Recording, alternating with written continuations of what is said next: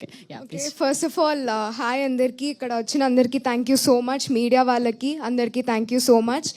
So starting నేను home town గురించి ఏం చెప్పాలన్నా ఫస్ట్ నేను నవీన్ సార్ గురించి స్టార్ట్ చేస్తేనే ఇంకా నేను చెప్పగలుగుతాను. తర్వాత సార్, నేను ఇక్కడ ఈ హోమ్ టౌన్ ప్రాజెక్ట్లో నేను వర్క్ చేస్తున్నాను, ఇక్కడ ఉన్నాను సమీరాగా అంటే దట్స్ డెఫినెట్లీ నవీన్ సార్ వల్లనే.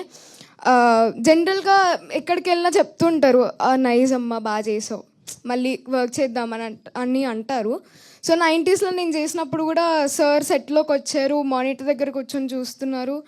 తర్వాత ఆదిత్య సార్ మాట్లాడారు, నవీన్ సార్ కూడా అట్లనే మాట్లాడుండే, అరే బాగా చేస్తున్నావు అని చెప్పి. తర్వాత ఒక మాట అన్నారు, మనం ఖచ్చితంగా నెక్స్ట్ ప్రాజెక్ట్లో కలిసి వర్క్ చేద్దామని.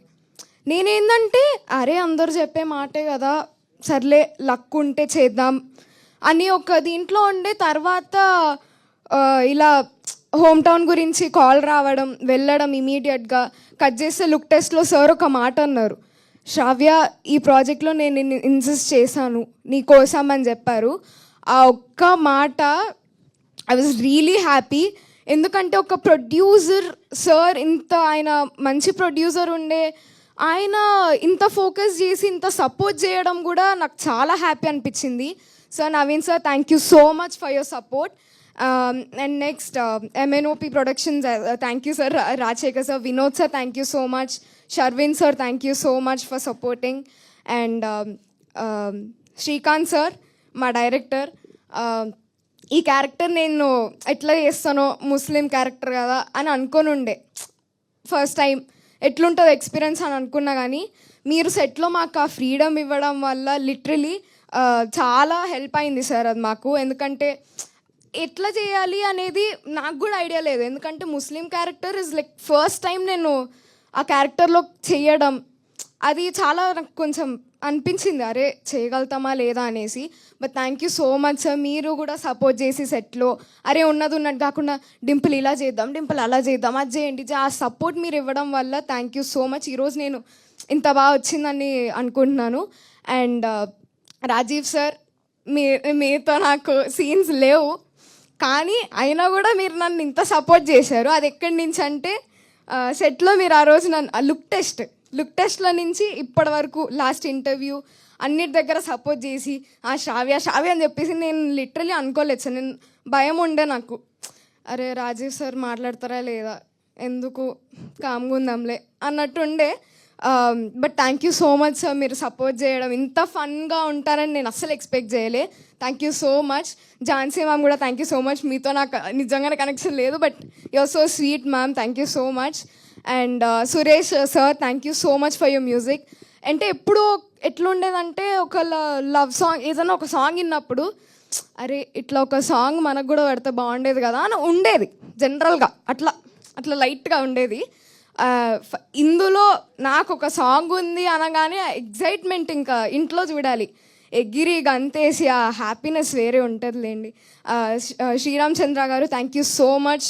ఈ సాంగ్ మీరు ఇంత బ్యూటిఫుల్గా మాకు ఇచ్చినందుకు thank you so much. And కొంచెం టైం తీసుకుంటే డోంట్ మైండ్, ఏదో ఫ్లోలో వెళ్ళిపోతున్నా, ఆకలిస్తుందా, నేను ఆల్రెడీ ఆకలిస్తున్నా, బట్ పర్లేదు. సో కమింగ్ వీళ్ళ దగ్గరకు వస్తే ఫస్ట్ ప్రజ్వల్ గురించి నేను చెప్తా. ఒక యాక్టర్కి ఉంటుంది ప్యాషన్, జనరల్గా చేస్తారు వర్క్లో ఉంటారు, ఆ ఫోకస్ ఉంటుంది. కానీ ఈ పిచ్చి ఎట్లా ఉండే అంటే నెక్స్ట్ లెవెల్ ఉండే. నాకే ఒక రకంగా పిచ్చి ఇన్ ద సెన్స్ యాక్టింగ్ పిచ్చి, నువ్వు మధ్యలో ఉండి పుల్లలు పెట్టకు.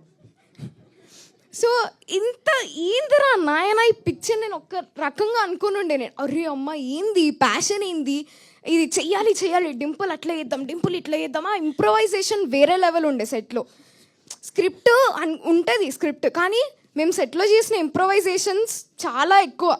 మేము కలిసి చేయడం, ఆ సపోర్ట్, కొన్ని వర్డ్స్ ఉంటాయి ఏవో ముస్లిం వాళ్ళు వాడే, అది మనకి పెద్ద తెలీదు. And thank you so much, నువ్వు కూడా సపోర్ట్ చేసినందుకు.